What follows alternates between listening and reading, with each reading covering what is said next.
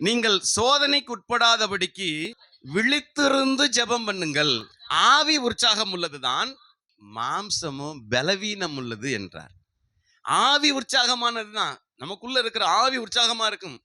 நல்லது செஞ்சிருவோம், இன்னைக்கு எப்படியாவது 2 பேருக்காவது நல்லது செய்யணும், இல்லாதவங்களுக்கு ஏழைகளுக்கு உதவி செய்யணும் அப்படின்னு ஆவி உற்சாகமா சொல்லும். மாம்சம் பலவீனம் எப்படி தெரியுமா? உனக்கே சோத்துக்கு வழி இல்லை, நீ எங்கடா போய் அர்த்தம் செய்ய போற, மாம்சம் அப்படி சொல்லும்.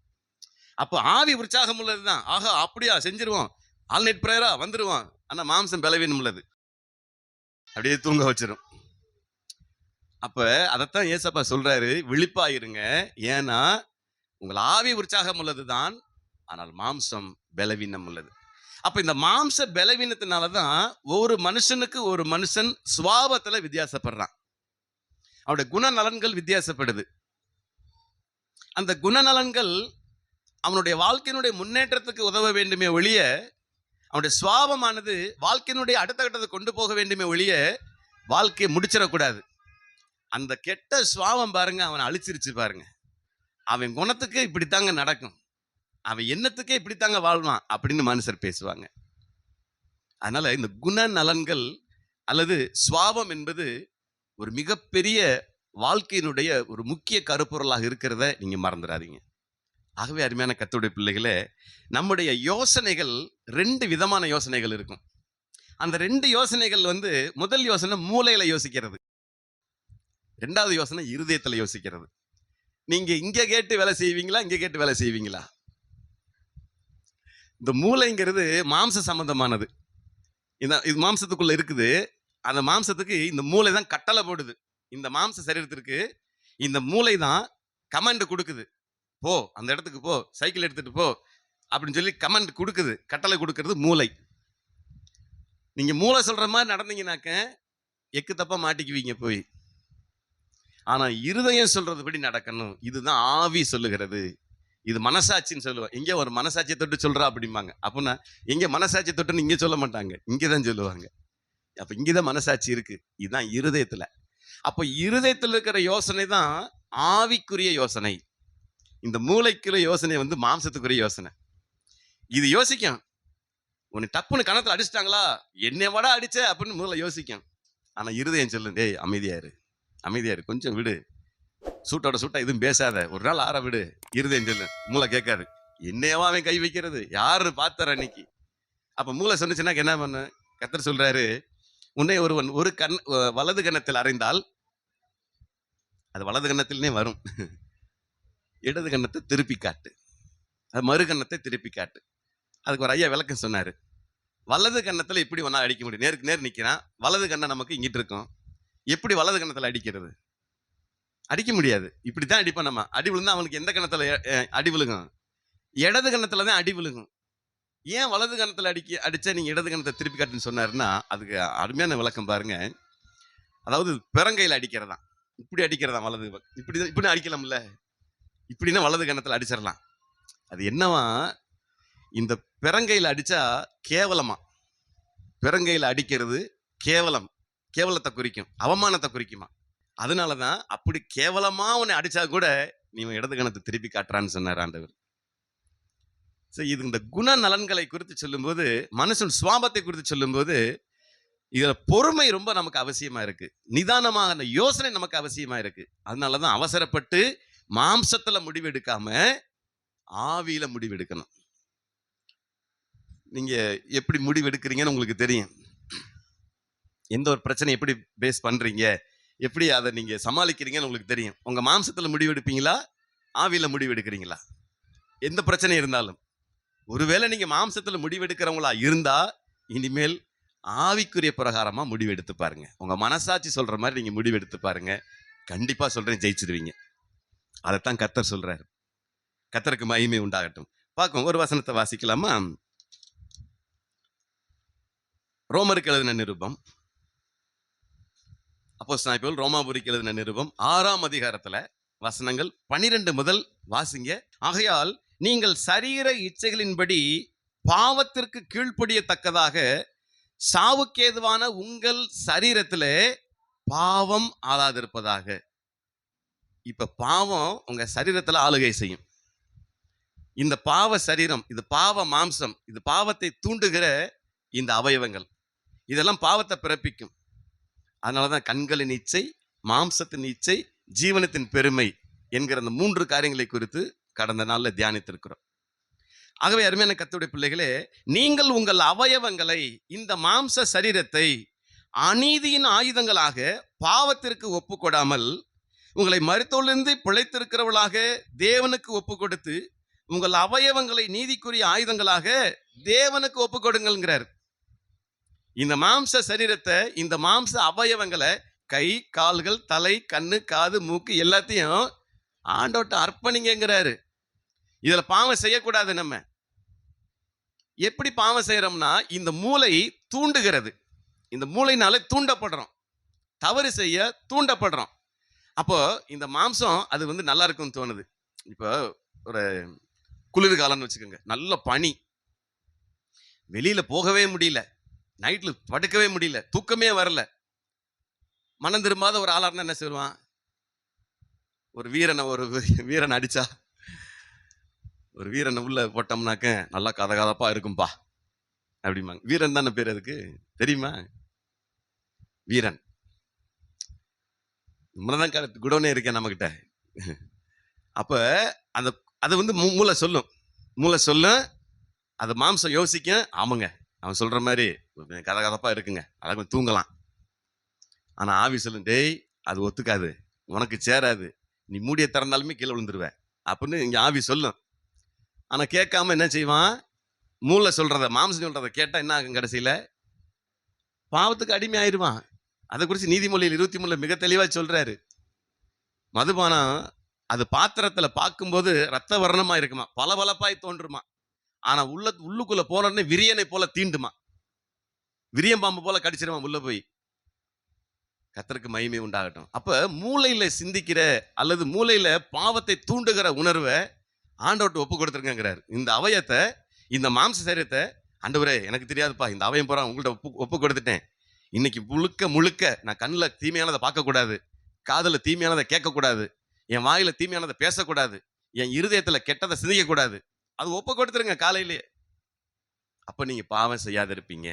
அதனாலதான் அந்த 12ஆம் வசனத்துல சொல்றாரு, நீங்கள் சரீர இச்சையின்படி பாவத்துக்கு கீழ்ப்படியத்தக்கதாக சாவுக்கேதுவான உங்கள் சரீரத்திலே பாவம் ஆளாதிருப்பதாக. இது சாவுக்கேதுவான சரீரம், இதுல பாவம் வந்துருச்சுனாக்க நான் சொல்றேன், இந்த சரீரம் மண்ணுக்கு போயிடும், ஆத்துமா மாட்டிக்கும். இந்த ஆத்துமாவில தப்ப முடியாம போயிடும். அதனாலதான் இந்த பாவ சரீரத்துல, இந்த சரீரத்துல பாவம் ஆளாதிருப்பதாகன்னு அப்போஸ்தலனாகிய பவுல் எழுதுறாரு.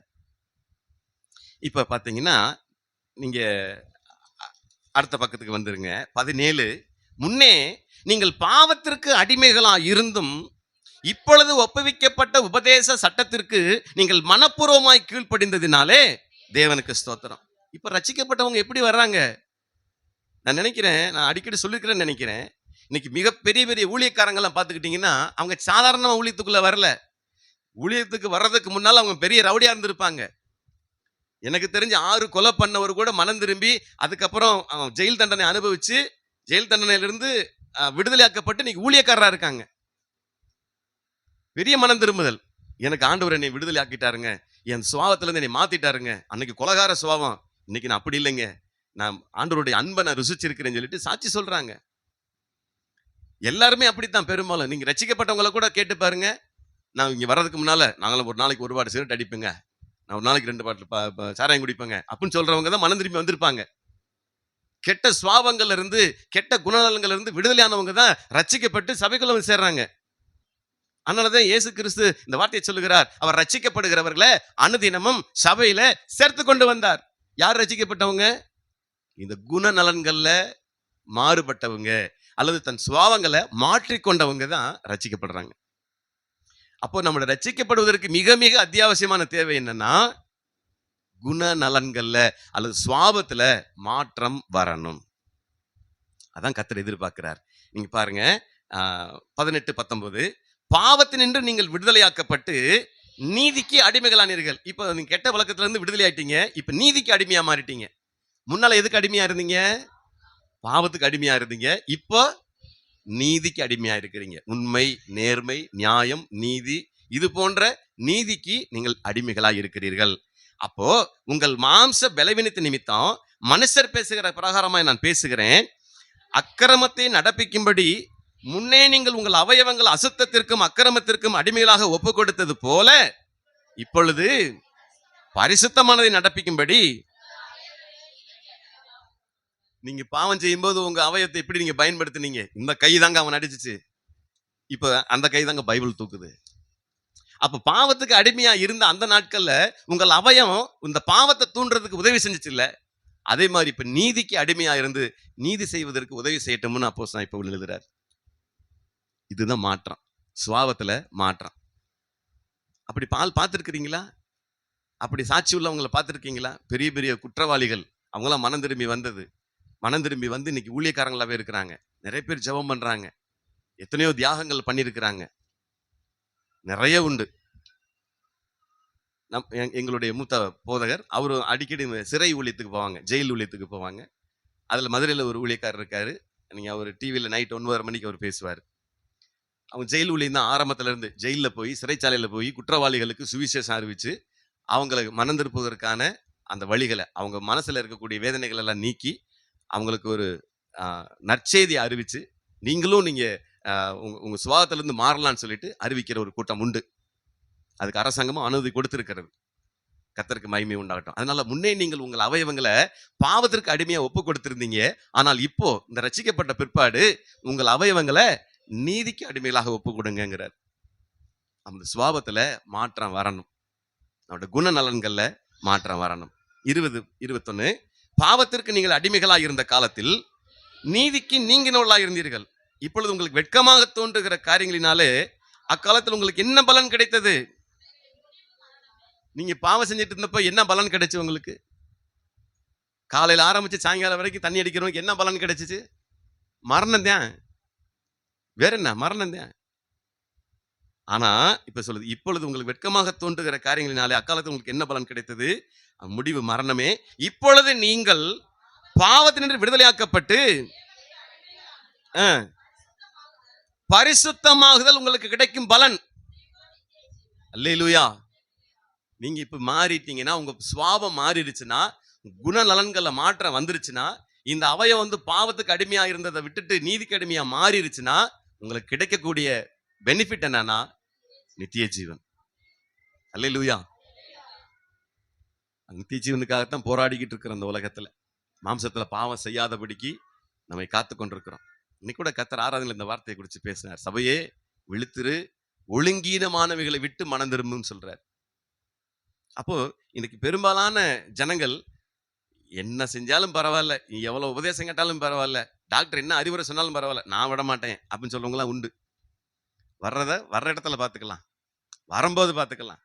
வரும்போது நீ எங்க பார்க்கறது? பெட்டி தான் வரும். ஸ்தோத்திரம். அதனாலதான் கடைசியில சொல்றாரு, பாவத்தின் சம்பளம் மரணம், தேவனுடைய கிருபை வரமோ உண்டான நித்திய ஜீவன். ஆமென். அல்லேலூயா. அப்போ அந்த நித்திய ஜீவனுக்காகத்தான் இவ்வளவு பாடுபட்டு கொண்டிருக்கிறோம். இந்த பூமிக்குரிய ஆசீர்வாதங்கள் ஒரு பக்கம் இருந்தாலும் நித்திய ஜீவனுக்குரிய ஆசீர்வாதங்களுக்காகத்தான் நம்ம பிரயாசப்பட்டு கொண்டிருக்கிறோம். வாசிக்க வேண்டாம், மத்தேயு 6:33 மனப்பாட வசனம். முதலாவது தேவனுடைய ராஜ்யத்தையும் பிறகு இவளெல்லாம் உங்களுக்கு கூட கொடுக்கப்படும். கடவுளை தேடுங்க, கடவுளை தேடி வாங்க, மற்றதெல்லாம் உங்களுக்கு கூட கொடுக்கப்படும். அதனால தேட வேண்டியது யாரும் தேட மாட்டாங்க.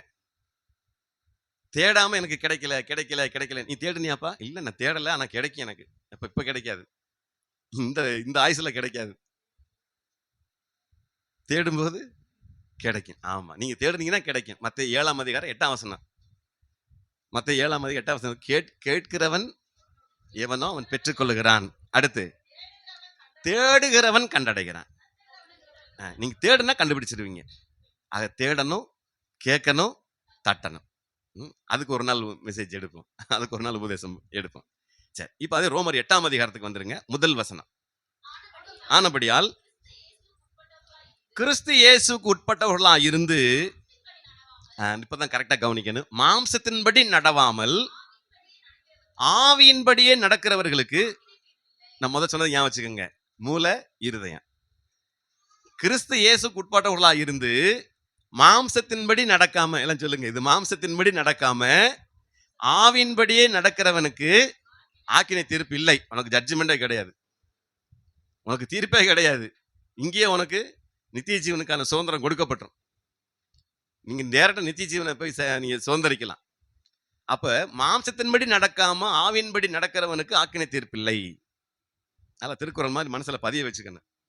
2ஆம் வசனம் வாசிங்க. கிறிஸ்து இயேசுவினாலே ஜீவனுடைய ஆவியின் பிரமாணம் என்னை பாவம் மரணம் என்பவைகளின் பிரமாணத்தினின்று விடுதலையாக்கிட்டு. இது எப்படி நான் செய்ய முடியும், இது யார் செஞ்சு ஜெயிக்க முடியும் அப்படின்னு கேட்டீங்கன்னா, அதுக்காகத்தாங்க இயேசுநாதர் பூமிக்கே வந்தாரு. என்னாலேயே செய்ய முடியும்னா நீங்களும் செய்யலாம்னு சொல்லி நம்ம காண்பிப்பதற்காகத்தான் இயேசு கிறிஸ்து பூமிக்கு வந்தார். அவர் தன்னுடைய மாம்ச சரீரத்தில் நிறைவேற்றுகிறார். இந்த மாம்ச சரீரத்தில் அவர் ஆக்கினை அடைந்தார் என்று வேதத்தில் சொல்லப்பட்டிருக்கிறது. அவர் அடைந்த ஆக்கினைகள் ஏராளம், அதெல்லாம் சொல்லவே முடியாது. சரீரத்தில் அவர் பட்ட பாடுகள் ஏராளம், அதெல்லாம் விவரிக்கவே முடியாது. அப்படிப்பட்ட வேதனைகளும் பாடுகளும் சோதனைகளும் சகித்த அவர் ஆவிக்குரிய பிரமாணத்துல அவர் நமக்காக மரணத்தையும் பாதாளத்தையும் ஜெயித்து நித்திய ஜீவனை நமக்கு பெற்று தந்திருக்கிறார். அதனாலதான் 2ஆம் வசனம் சொல்லுது, கிறிஸ்து இயேசுவினாலே ஜீவனுடைய ஆவியின் பிரமாணம் என்னை பாவம் மரணம் என்பவைகளின் பிரமாணத்தினின்று விடுதலையாக்கிருச்சு. இந்த மாம்ச சரீர மரணத்தை குறித்து நீங்க பயப்படவே செய்யாதீங்க. ஐயோ நம்ம எல்லாம் செத்து போயிரும் போல இருக்கு, நீங்க சாக மாட்டீங்க. நான் சொல்றேன், அவருடைய தீர்மானம் இல்லாம உங்க ஜீவன் போகாது. அவர் உங்களுக்குள்ள தீர்மானிச்சு வச்சிருக்கிற காரியத்தை நீங்க நிறைவேற்றி முடிக்காம உங்களுக்கு மரணம் வராது. ஆமென், அல்லேலூயா, ஆமென். கொஞ்சம் தான் வந்துச்சுன்னு நினைக்கிறேன். அது எப்படி எனில் மாம்சத்தினாலே பலவீனமாயிருந்த நியாயப்பிரமாணம் செய்யக்கூடாததை தேவனை செய்யும்படிக்கு தம்முடைய குமாரனை பாவ மாம்சத்தின் சாயலாகவும் பாவத்தை போக்கும் பலியாகவும் அனுப்பி மாம்சத்திலே பாவத்தை ஆக்கினைக்குள்ளாக தீர்த்தார். அவருடைய மாம்சத்திலே நம்முடைய பாவத்தை ஆக்கினைக்குள்ளாக தீர்த்தார் என்று சொல்லப்பட்டிருக்கிறது. இது இயேசுவால மட்டும்தான் முடியும், வேற யார் வந்தாலும் முடிஞ்சிருக்காது. ஏன்னா அவர் தான் குற்றமில்லாத ரத்தத்தை உடையவர், மாசில்லாத ரத்தத்தை உடையவர். அவர் தான் மாசில்லாத ஆட்டுக்குட்டி. ஆமா, அதனால அவர் ரத்தம் தான் நம்மளை பரிகரித்திருக்கிறது. இதுல நீங்க வீட்டுல 8ஆம் அதிகாரம் வாசிச்சு பாருங்க. சுருக்கமா நம்ம சொல்லி முடிக்கிறேன். நான் 4ஆம் வசனம் 5ஆம் வசனம் சொல்லியிருக்கு, மாம்சத்தின்படி நடவாமல் ஆவின்படி நடக்கிற நம்மிடத்தில் நீதி நிறைவேறும்படிக்கு அப்படி செய்தார். இப்ப நீங்க மாம்சத்தை நடக்கிறீங்களா ஆவின்படி நடக்கிறீங்களா நீங்க தான், உங்களுக்கு தான் தெரியும். அதுக்குன்னு கண்ணாடி இன்னும் வரல. நீங்க மாம்சத்தின் நடக்கிறீங்களா அப்படின்னு பார்க்க முடியாது, ஆவின்படி நடக்கிறீங்களான்னு பார்க்க முடியாது யாரும். உங்க மனசாட்சிக்கு தான் தெரியும். நீங்க இதை கேட்டு வேலை செய்றீங்களா இங்க கேட்டு வேலை செய்றீங்களான்னு உங்களுக்கு தான் தெரியும். 5ஆம் வசனம் சொல்லுது பாருங்க, அன்றையும் மாம்சத்தின்படி நடக்கிறவர்கள் மாம்சத்துக்குரியவைகளை சிந்திக்கிறார்கள். தெளிவா சொல்றாரா? மாம்சத்தின்படி நடக்கிறவங்க மாம்சத்துக்குரியவளை தான் சிந்திப்பாங்க. ஆவியின்படி நடக்கிறவர்கள் ஆவிக்குரியவைகளை சிந்திக்கிறார்கள். இதுல என்ன பிரமாதங்கிறீங்களா? ஆமா, மாம்சத்தின்படி நீங்க சிந்திக்கிறீங்கன்னா நீங்க மாம்சத்தின்படி நடத்தப்படுறீங்கன்னு அர்த்தம். ஆனா ஆவியின்படி நீங்கள் சிந்திக்கிறவர்களா இருந்தா ஆவியின்படி நடக்கிறவர்களா இருப்பீங்க. அப்போ இது ரெண்டையும் ஞாபகம் வச்சுக்கோங்க. நீங்க என்ன காரியம் செய்தாலும் அல்லது என்ன ஒரு முடிவெடுத்தாலும் மாம்சத்துல முடிவு எடுத்துறாதீங்க, ஆவியில முடிவெடுங்க. இது என்ன நாளைக்கு போய் யோசிச்சு சொல்றது, இன்னைக்கே சொல்றேன் அப்படின்னு சொல்லிடாதீங்க. எந்த ஒரு ஒரு பிரச்சனை வந்தாலும் நான் யோசிச்சு சொல்றேங்க, இல்லைன்னா ஆண்டவர்கிட்ட கேட்டு சொல்றேங்க, ஜெபம் பண்ணிட்டு சொல்றேன்னு கூட சொல்லிருங்க. என்ன காரியமா இருந்தாலும் சரி, நீங்க அப்படி மட்டும் முடிவு எடுத்து பாருங்க. அந்த முடிவு மிகப்பெரிய மகத்துவமானதா இருக்கும். ஆவிக்குரிய ஒரு சிந்தனை, ஆவியின்படி நடக்கிற ஒரு முடிவை நீங்க எடுத்தீங்கன்னா நிச்சயமா அந்த உலகத்தை ஜெயிக்க முடியும். அதுதான் கர்த்தர் விரும்புகிறார். கர்த்தருக்கு மகிமை உண்டாகட்டும். நீங்க பின்னால் அது 28 வசனத்து வரைக்கும் நீங்க வாசிச்சு பார்த்துக்கோங்க. வீட்டுல 11, 12 மட்டும் வாசிங்க. அன்றியும் இயேசுவை மரித்தோரிலிருந்து எழுப்பினவருடைய ஆவி உங்களில் வாசமாயிருந்தால் கிறிஸ்துவை மரித்தோரிலிருந்து எழுப்பினவர் உங்களில் வாசமாயிருக்கிற தம்முடைய ஆவியினாலே சாவுக்கு ஏதுவான உங்கள் சரீரங்களையும் உயிர்ப்பிப்பார். இயேசு கிறிஸ்து அவர் சரீரத்துல, இந்த மாம்ச சரீரத்துல கொலையுண்டு அவர் மரித்து அடக்கம் பண்ணப்பட்டு உயிரோடு கூட எழுந்தார். அப்படி உயிரோடு எழுந்திருந்திருக்கிற அந்த இயேசு உங்களுக்குள்ளே வாசமா இருந்தால் உங்க சரீரத்தையும் அவர் உயிர்ப்பிப்பார்னு சொல்லியிருக்கு. உங்க இந்த சரீரத்தையும் உயிரடைய செய்ய அவரால் முடியும், அவருக்கு அந்த அதிகாரம் இருக்குன்னு சொல்றார். அதனாலதான் கர்த்தருடைய புத்தகத்தில் சொல்லப்பட்டிருக்கிறது, கடைசி காலம் தொனிக்கும், அப்பொழுது கிறிஸ்துவுக்குள் மரித்தவர்கள் முதலாவது எழுந்திருப்பார்கள், பிறகு உயிரோடு இருக்கிற நாமும் அவருக்கு எதிர்கொண்டு போக இப்படியாக மேகங்களுடனே அவருடனே கூட இருப்போம் என்று சொல்லப்பட்டிருக்கிறது. அப்ப இந்த சரீரம் ஒரு நாள் உயிரோடு எழுந்திருக்கும். எப்ப எழுந்திருக்கும்? நீங்க அவரும்படி சித்தத்தின்படி நடந்திருந்தீங்கன்னா, ஆவியின்படி நடந்திருந்தீங்கன்னா, அவர் வரும்போது கடைசி காலம் தொனிக்கும் போது நீங்க பூமியிலே உங்கள் சரீரம் உயிரடையும் என்று சொல்லி வைத்திருக்கிறார். 12 அதை விளக்கம் சொல்றாரு. ஆகையால் சகோதரரே, மாம்சத்தின்படி பிழைப்பதற்கு நாம் மாம்சத்துக்கு கடனாளிகள் அல்ல. மாம்சத்தின்படி பிழைத்தால் சாவீர்கள். நீங்க மாம்சத்தின்படி நீங்க வாழ்ந்தீங்கன்னாக்க சாவுதான், மரணம் தான் வருங்கிறாரு. மாம்சத்தின்படி பிழைத்தால் சாவீர்கள். ஆவினாலே சரீரத்தின் செய்கைகளை அழித்தால், என்ன ஒரு அழகான வாய்ப்பாடு பாருங்களேன். நீங்க மாம்சத்தின்படி நீங்க பிழைச்சீங்கன்னாக்க செத்து போயிருவீங்க. ஆனா ஆவியின்படி நீங்க நடந்தீங்கன்னா பிழைச்சுக்குவீங்க.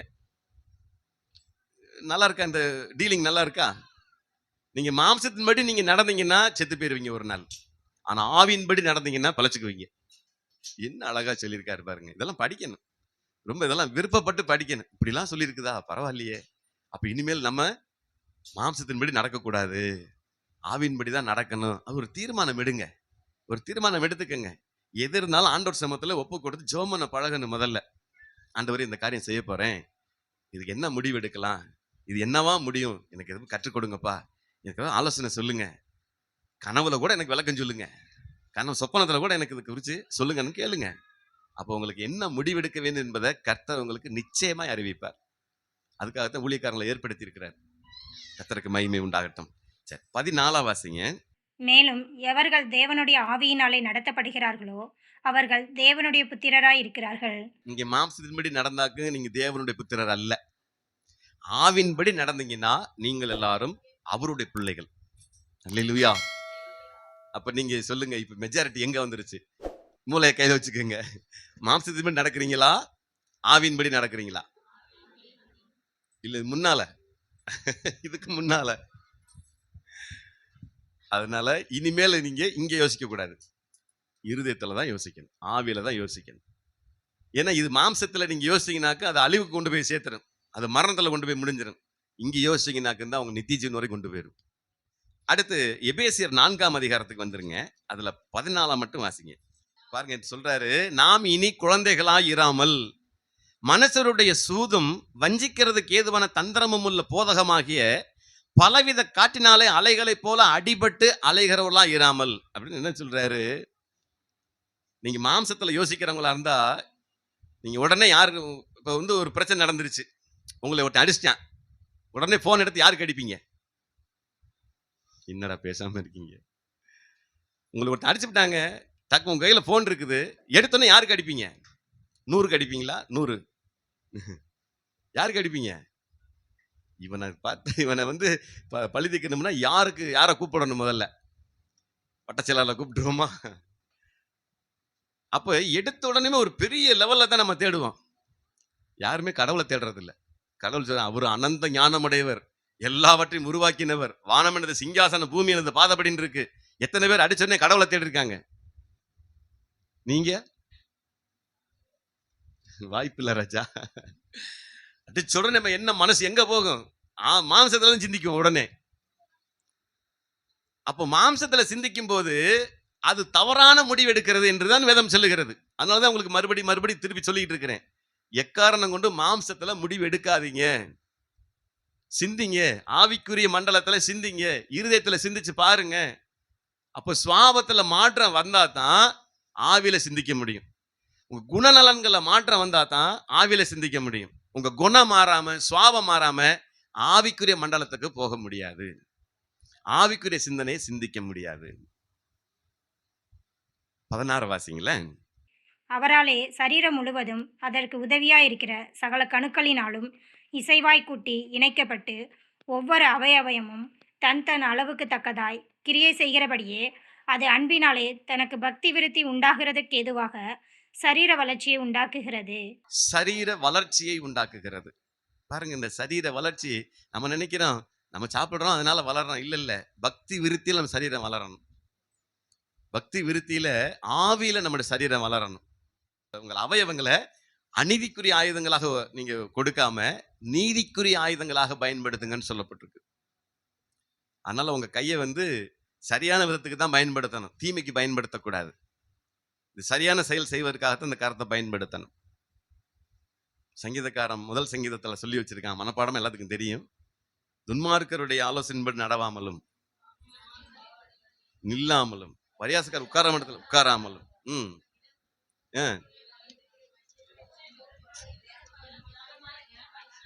Super super super. அதனால இதெல்லாம் நமக்கு சொல்லி வச்சிருக்கிற உபதேச காரியங்கள். துன்மார்க்கருடைய ஆலோசனைப்படி நடந்துடாதீங்க, பாவியுடைய வழியில நின்றாதீங்க, பரியாசக்கு ஒரு உட்கார இடத்துல உட்கார்ந்துடாதீங்க. இதெல்லாம் நம்ம கற்றுக் கொடுக்கிற பாடம். நம்ம சின்ன பிள்ளைகளை படிங்கிறான், மனப்பாட வசனம் சொல்லுங்கிறான். நமக்கு எங்க போச்சு? நமக்கும் தெரியணும். நமக்கு தெரிஞ்சாதான் நம்ம 4 பேர் சொல்ல முடியும். இப்பெல்லாம் சொல்லியிருக்குதுங்க, வாசி பாருங்க அப்படின்னு சொல்ல முடியும். நீங்க இதுல பின்னால 28 வரைக்கும், நீங்க 32 வரைக்கும் நீங்க வீட்டுல வாசிச்சு பாருங்க. நமக்கு அதிக நேரம் இல்லை. இதுல 19 மட்டும் வேணா வாசிக்கலாம். சரி, 17. ஆதலால் கர்த்தருக்குள் நான் உங்களுக்கு சாட்சியாக சொல்லி எச்சரிக்கிறது என்னவெனில், மற்ற புறஜாதிகள் தங்கள் வீணான சிந்தையிலே நடக்கிறது போல நீங்கள் இனி நடவாமல் இருங்கள். அப்படின்னா அவங்க மாம்சத்துல நடக்கிறாங்க, அது மாதிரி நீங்க நடக்காதீங்கிறார். ஆண்டவரை அறியாத, இயேசுவை அறியாத மற்ற புறஜாதி ஜனங்கள் தங்கள் மாம்சத்தில் நடக்கிறது போல நீங்க நடக்காதீங்க. யாரு? ரட்சிக்கப்பட்டவங்க, ஞானஸ்நானம் பெற்றவங்க, ஆண்டவரை இயேசு கிறிஸ்துவை ஏற்றுக்கொண்டவங்க, அவர்கள் நீங்க மாம்சத்தின்படி நடக்காதீங்க, ஆவின்படி நடங்கிறார். 19 வாசிப்போம். உணர்வில்லாதவர்களாய் சகலவித அசுத்தங்களையும் ஆவலோடு நடப்பிக்கும்படி தங்களை காம விகாரத்திற்கு ஒப்பு கொடுத்திருக்கிறார்கள். நீங்களோ இவ்விதமாய் கிறிஸ்துவை கற்றுக்கொள்ளவில்லை. புறஜாதி ஜனங்கள் அவங்க சரீரத்தை வேற மாதிரி ஒப்பு கொடுத்துட்டாங்க. ஆனா நீங்க இது மாதிரி ஒப்பு கொடுக்கலீங்க. நீங்க இது மாதிரி ஆண்டவரை நீங்க அறியாம இருந்துடலைங்க. இயேசுவிடத்தில் சத்தியத்தின்படியே நீங்கள் அவரிடத்தில் கேட்டறிந்து அவரால் போதிக்கப்பட்டீர்களே. அடுத்து முக்கியமான வசனம் பாருங்க. அந்தபடி முந்தின நடக்கைக்குரிய மோசம்போக்கும் இச்சைகளாலே கெட்டு போகிற பழைய மனுஷனை நீங்கள் களைந்து போட்டு உங்கள் உள்ளத்திலே புதிதான ஆவி உள்ளவர்களாகி மெய்யான நீதியிலும் பரிசுத்தத்திலும் தேவனுடைய சாயலாக சிருஷ்டிக்கப்பட்ட புதிய மனுஷனை தரித்து கொள்ளுங்கள். அதான் சுபாவத்துல மாற்றம். நம்ம குணாதிசயங்கள்ல, குண நலன்கள்ல மாற்றம். கெட்டு போகிற பழைய மனுஷனை விட்டுருங்கிறாரு. ஒரு சிலர் சொல்லுவாங்க, நான் மாலை போட்டிருக்கிறேன்னு பாக்குறேன், இல்ல அப்படிமா. ஏன்னா அவன் குணம் மாறல, கழட்டிட்டா மாறிடும். மாலை கழட்டிட்டா குணம் மாறிடும். என் சுவாவம் திரும்பிச்சு அப்படிம்பாங்க. அப்படின்னா என்னவா? உள்ளதான் இருக்குது. ஆண்டவர் சொல்றாரு, அப்படிலாம் வச்சுக்கிட்டுலாம் இருக்கக்கூடாது. என்னைக்கு மாறணுமோ அன்னைக்கே விட்டுறணும். அந்த குணாதிசயத்தை, குணநலன்களை, பாவ சுவாவத்தை, கெட்ட சுவாவத்தை அப்பயே விட்டுறணும்னு சொல்றாரு. அதனால ஞானஸ்நானம் பெறணும். ஞானஸ்நானம் பெறும்போது, தண்ணீர்ல மூழ்கும் போது கெட்ட மனுஷன், அந்த பழைய மனுஷனை, கெட்ட சுவாவங்களை தண்ணிக்குள்ள அழிச்சிடறோம் நம்ம. அதனாலதான் அந்த வசனத்துல கடைசியில வாசிக்கிறோம், தேவனுடைய சாயலாக சிருஷ்டிக்கப்பட்ட புதிய மனுஷனை தரித்து கொண்டிருக்கிறீர்களே. அப்ப நம்ம சாயல், தேவ சாயல் உள்ள மனுஷனா நம்ம மாறணும். நம்முடைய சுவாவம் மாறி இருக்க வேண்டும் என்று கர்த்தர் விரும்புகிறார்.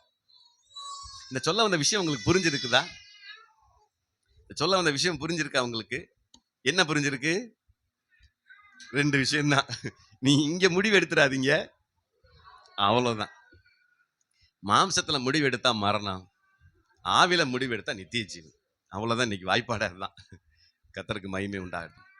கலாத்தியர் 5ஆம் அதிகாரத்துல ஒண்ணு மட்டும் வாசி நம்ம நிறைய செய்வோம். கலாத்தியர் 5ஆம் அதிகாரம் 16, 17, 18.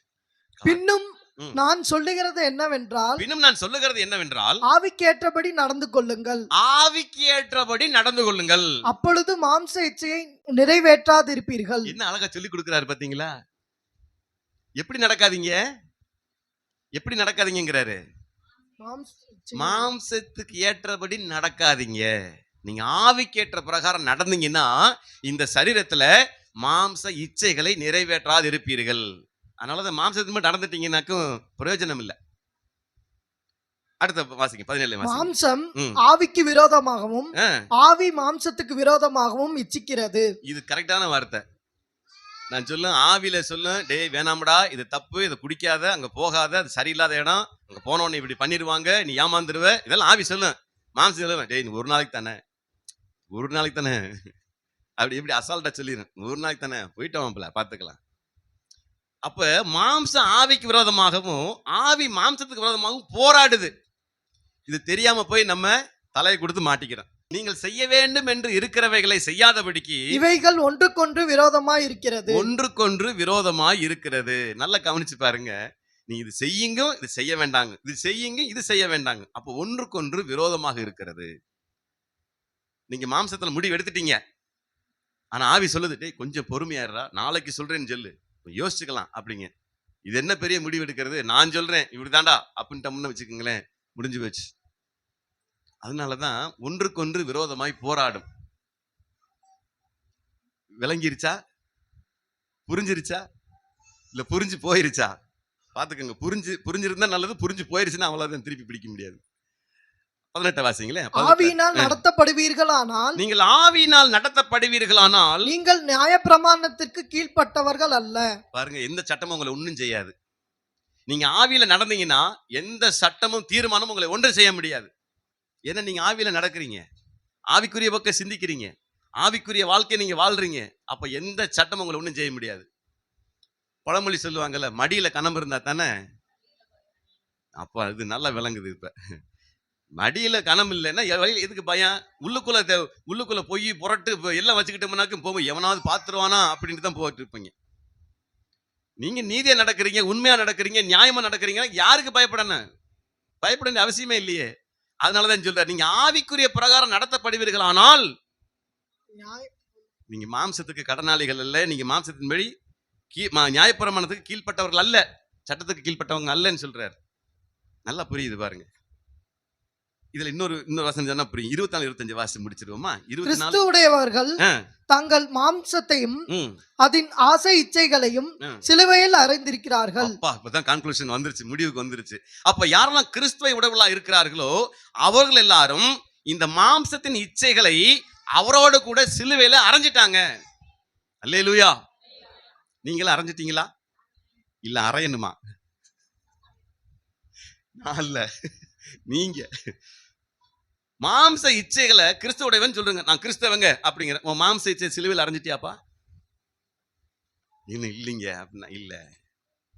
அப்ப கிறிஸ்துவின் உடையவர்கள் மாம்ச இச்சைகளை அவரோடு கூட சிலுவையில அறைந்திருக்கிறார்கள்.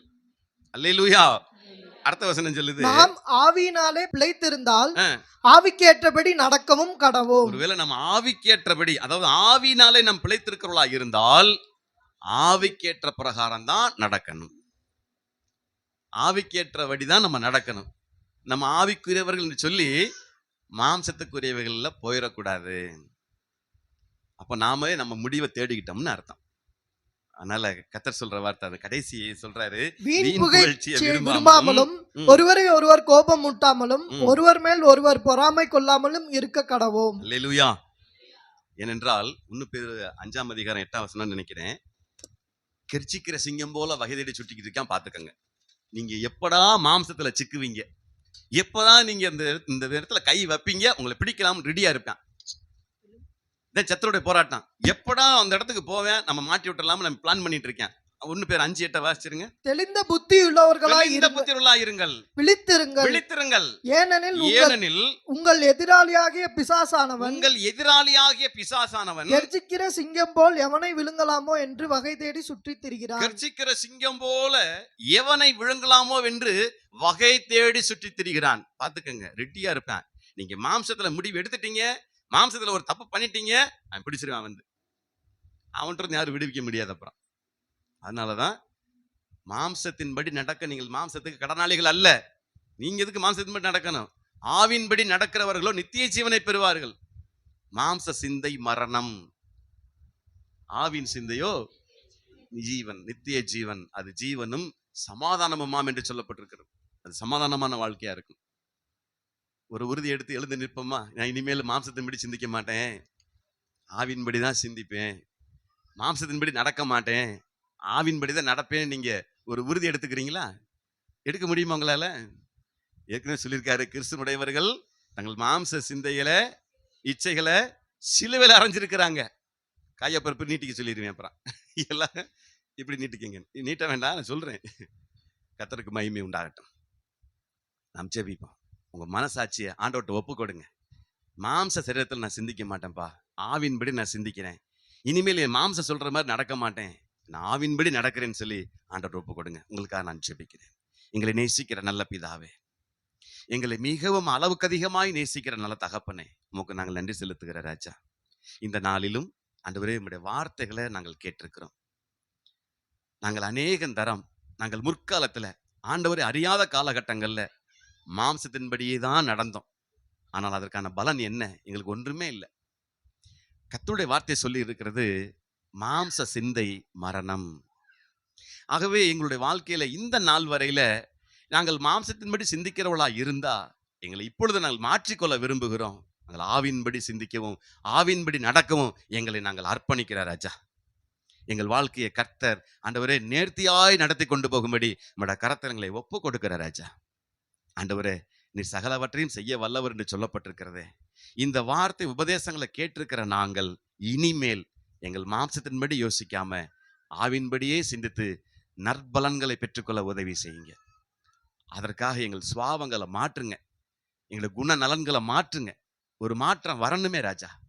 எங்கள் குணாதிசயத்துல ஒரு மாற்றம் வரணுமே ராஜா. எங்கள் சுவாவத்துல ஒரு மாற்றம் வரணுமே ராஜா. அதற்காக உம்முடைய கரத்தங்களை ஒப்பு கொடுக்கிற ராஜா. இதோ இப்பொழுதும் கர்த்தருடைய சமூகத்துல நான் இனிமேல் மாம்சத்தின்படி நடக்க மாட்டேன், ஆவின்படி தான் நடப்பேன்னு ஆண்டவர் சமூகத்தில் அர்ப்பணித்திருக்கிற நம்முடைய பிள்ளைகளுக்காக நான் ஜெபிக்கிறேன் ராஜா. இன்றைக்கு இந்த கேட்டிருக்கிற சத்தியத்தை போல, இந்த வசனத்தை போல நம்முடைய பிள்ளைகள் இந்த பூமியிலே, இந்த மாம்ச சரீரத்துல இந்த பூமியில ஆசீர்வதிக்கப்பட்டிருப்பார்களாக நான் ஜெபிக்கிறேன் ராஜா.